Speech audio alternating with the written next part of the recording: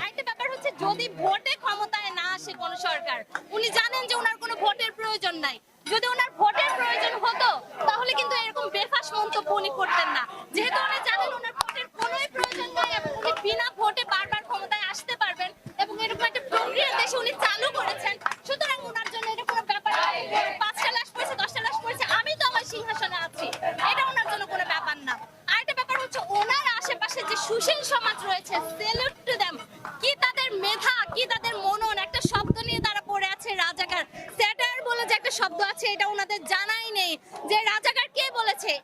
পুরো ডায়লগটাও কিন্তু উনি শোনেন নাই যে তুমি কে আমি কে রাজাকার রাজাকার কে বলেছে স্বৈরাচার স্বৈরাচার। ওই শব্দটার দিকে একটু ধ্যান দেন যে আপনাকে স্বৈরাচার কেন বলা হচ্ছে, কারণ আপনি বিনা ভোটে বারবার ক্ষমতায় এসে এরকম বেফাস মন্তব্য করে যাচ্ছেন একের পর এক। এবং আপনি দেখছেন যে আপনি ভারত যাচ্ছেন, চীন যাচ্ছেন, আপনি যুক্তরাষ্ট্রের সাথে তাল মিলিয়ে চলছেন। আপনি জানেন বহির্বিশ্ব আপনাকে এখন পর্যন্ত গদিতে বসিয়ে রেখেছে জনগণের ভোট ছাড়া। সুতরাং আপনার এখন মানে ভাববার কোনো ব্যাপার নেই। কিন্তু আপনার মনে রাখা উচিত 1952 সালে একইভাবে চিন্তা করেছিল পূর্ব পাকিস্তানের শাসকরা।